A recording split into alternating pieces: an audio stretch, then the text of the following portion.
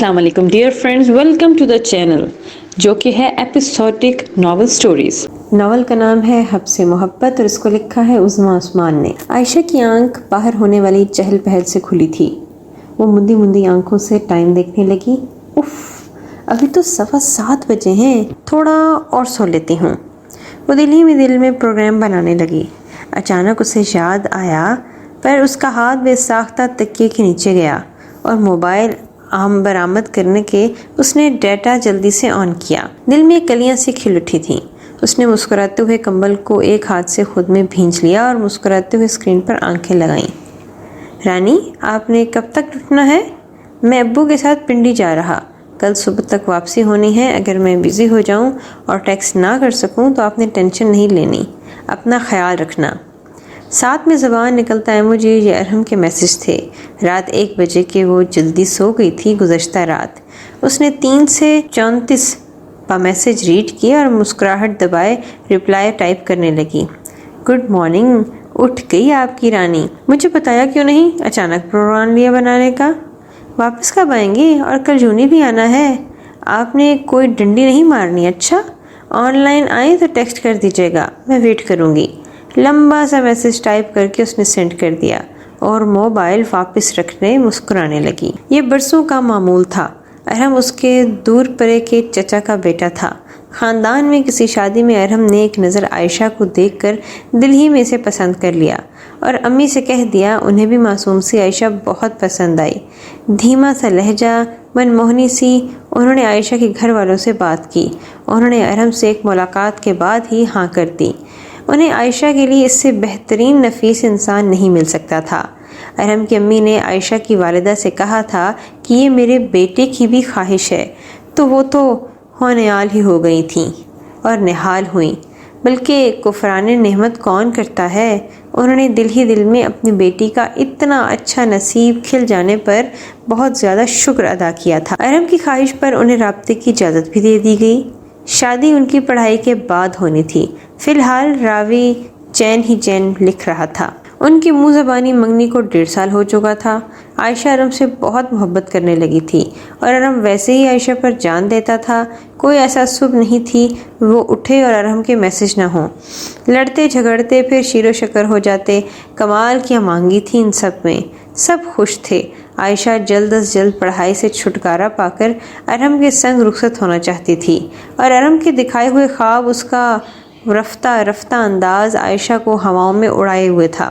کوئی پوچھتا عائشہ سے محبت کیا دیتی ہے تو اس نے کہا، محبت آباد کرتی ہے، دل کا سکون ہوتی ہے، یہ رب کا تحفہ ہوتی ہے، یہ بامراد کرتی ہے، محبت آباد کرتی ہے۔ کیا ہی اچھا ہوتا جو سب ایسے ہی رہتا۔ محبت آزمائش سے دور رہتی تو کوئی کسی سے نہ بچھڑتا۔ عائشہ اگلے دن جونی میں بلائی سی پھرتی ہوئی اور لیکن ارحم اس کو نظر نہ آیا۔ وہ دونوں ایک ہی یونی میں پڑھتے تھے اور ارحم اس سے سینئر تھا۔ منگنی کے بعد اس نے عائشہ کا داخلہ اپنی یونیورسٹی میں کروا دیا۔ وہ جلدی گھر آ گئی۔ حسب معمول وہ ارحم کے میسج کا رپلائی کرنے لگی۔ اس نے بتایا کہ وہ کل آ جائے گا۔ آپ روز روز کل کرتے ہیں، یہاں اسٹڈی کا کتنا خرچ ہو رہا ہے۔ اور سر بھی اب بھی مجھ سے پوچھ رہے تھے کہ ارحم کیوں غائب ہے۔ میں کیا جواب دوں؟ جناب شہر کے دورے پر گئے ہوئے ہیں، کوئی پرواہ ہی نہیں۔ عائشہ ارحم کو 2 دن نہ دیکھنے کی وجہ سے اداس تھی اور سارا ملبہ کالج پر ڈال دیا۔ ارحم کا میسج آیا، اسٹڈی کا ہی مسئلہ ہے یا کچھ اور اہم؟ وہ شوق ہوا۔ وہ چوری پکڑے جانے پر خفیف سی مجال ہے جو مان لے وہ عائشہ ہی نہ ہو۔ منہ دھو رکھیں، میں نے تو سکون کا سانس لیا، آرام سے پڑھائی کی نوٹس بنائے، جلدی گھر آئے، سکون ہی سکون۔ اس نے ایموجی کے ساتھ تاثرات بنائے۔ تم اتنی خوش ہو تو اب میں یونی چھوڑ دیتا ہوں۔ اچھا ہے تم پڑھو گی تو صحیح، ورنہ تو تم بس حاضری لگوانے اور مجھے دیکھنے ہی آتی ہو۔ اس نے چڑھایا۔ وہ جذبز ہوئی، کہہ تو ٹھیک رہا تھا۔ نکلیں آپ، میں آپ کو کچھ کام بتاتی ہوں، آپ تو ہو گئے ہیں ویلے۔ وہ آف لائن ہو گئی۔ دوسری جانب ارحم ہنسنے لگا، اسے عائشہ پر ڈھیروں پیار آیا تھا۔ اگلی صبح وہ یونی گئی اور رات کو ارحم نے کہا تھا کہ وہ آ جائے گا۔ آج وہ یونی میں داخل ہوتے ہیں اور وہ کلاس فیلو سے معذرت کرتا اس کی طرف آیا۔ یونی میں وہ رومیو جولیٹ کے نام سے مشہور تھے۔ سبھی ان کی منگنی سے واقف تھے۔ اس ڈھول کو بجانے کا سب سے زیادہ ہاتھ ارحم کا تھا۔ وہ دھوپ سے بچنے کے لیے جنرل سر پر پکڑے ہوئے ہوتا تھا۔ کیسی ہو؟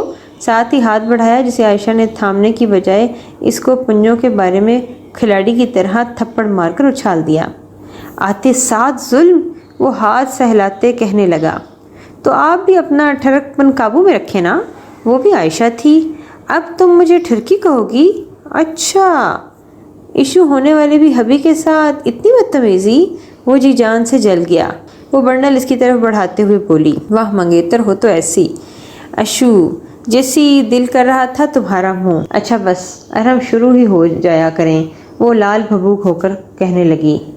پوری بات تو سن لیا کرو گدھی، میں کہہ رہا ہوں دل کر رہا ہے کہ تمہارا منہ کھٹا میٹھا کروا دوں۔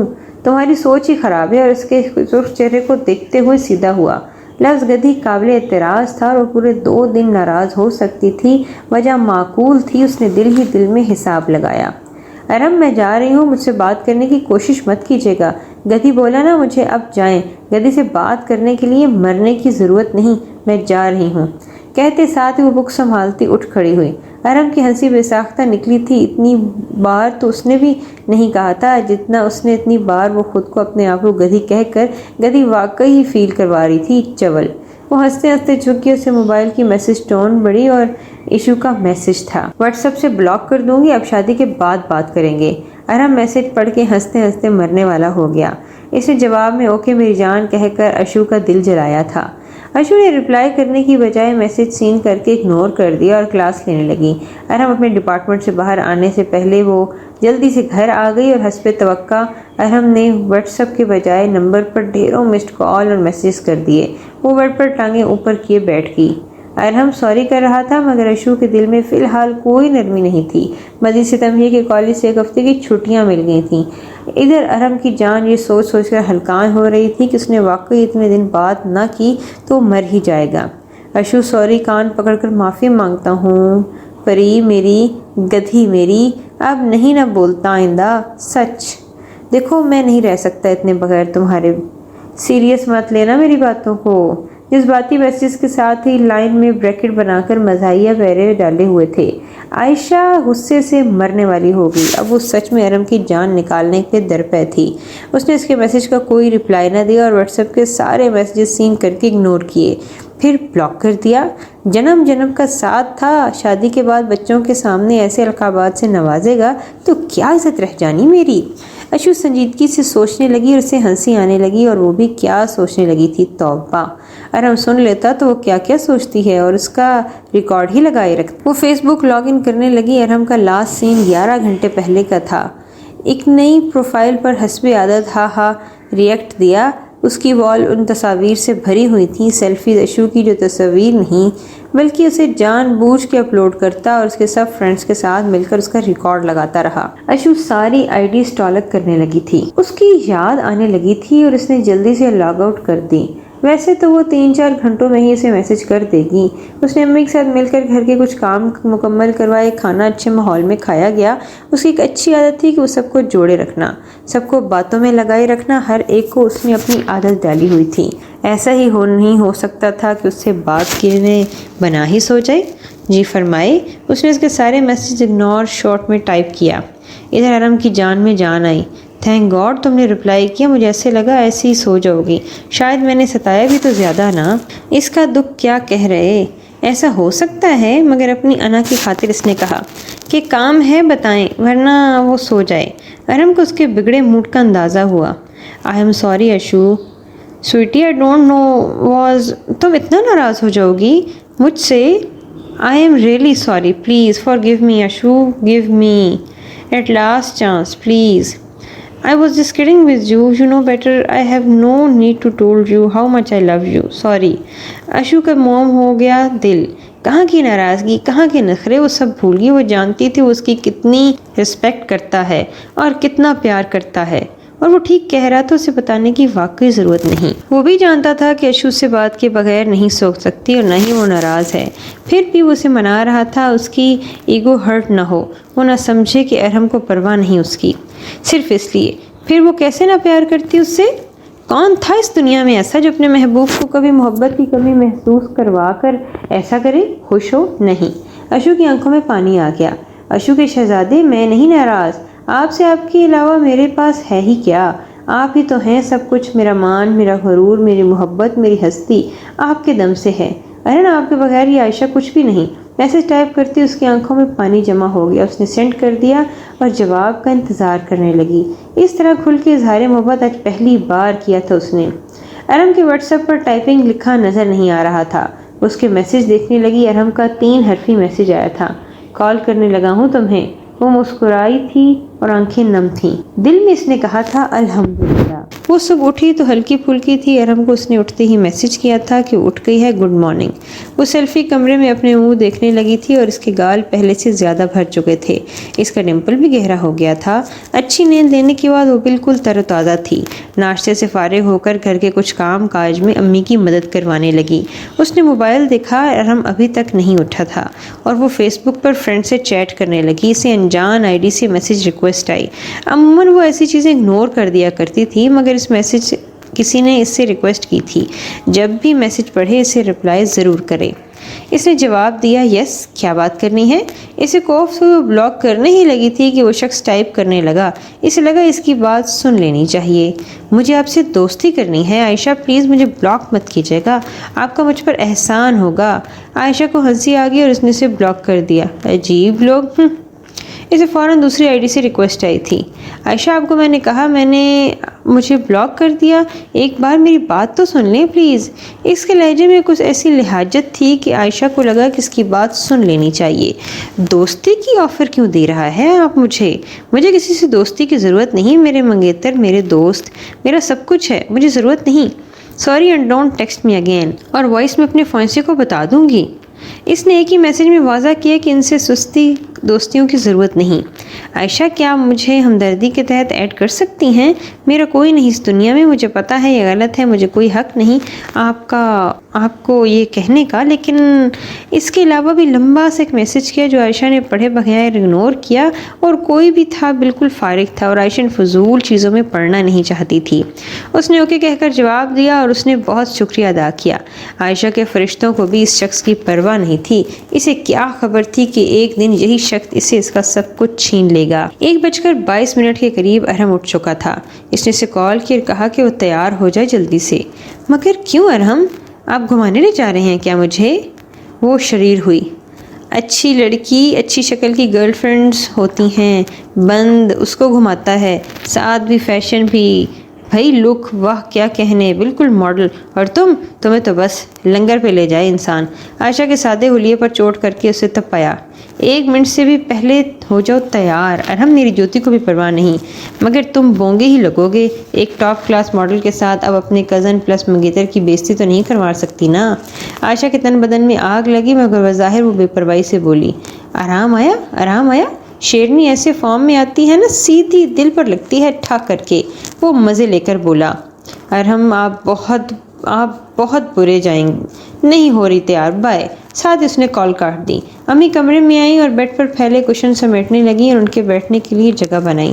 اٹھو جلدی سے تیار ہو جاؤ، نفیسہ بہن کے ہاں آج دعوت ہے۔ انہوں نے ارہم کی امی کا نام لیا۔ کیا دعوت؟ امی میرا کوئی سوٹ بھی تیار نہیں اور میں کیسے ایسے چلی جاؤں؟ چاچی نے 1 دن پہلے کیوں نہیں بتایا؟ عائشہ نے دہائی دی، اوفو، نکالو اپنی الماری سے کوئی ڈھنگ کا سوٹ۔ دنیا جہان کے کپڑے اکٹھے کیوں ہیں؟ جب پہننے کا موقع آتا ہے یہی دہائی دیتی ہو، نہ شکری نہ ہو تم۔ انہوں نے اس کی طبیعت صاف کرنے کے لیے کچھ توقف کیا۔ 2 بجے تک وہ تمہیں لینے آئیں گے، اب تم تیار ہو کر باہر آنا، میں نے معذرت کر لی ہے۔ ان کے گھٹنوں کے درد میں کہیں آنے جانے اس کے لائق نہیں چھوڑا۔ وہ منہ بسورے نہیں دیکھنے لگی، دل میں لڈو پھوٹنے لگے۔ شاید ہی ایسا موقع ملے گا کہ اب سسرال جائے۔ امی لڑکیوں کے آج دن سسرال جانے کے بالکل خلاف تھی، وہ تب بھی جایا کرتی تھی جب کوئی دعوت یا شادی ہو۔ اور ہاں، زیادہ بولنے کی ضرورت نہیں ہے، بس چپ چاپ سب کے سامنے جاؤ، پٹر پٹر کرتے کوئی بات منہ سے نکل ہی جاتی ہے۔ ہمارا مطلب ہے بے شک غلط نہ ہو، لوگ غلط ہی لیتے ہیں۔ اور ہاں، انہوں نے توقف کیا، سب کے سامنے ارہم سے مخاطب ہونے کی کوئی ضرورت نہیں، سمجھ آئی؟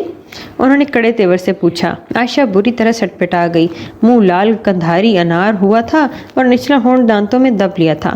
اچھا امی، اتنا ہی نکل سکا منہ سے۔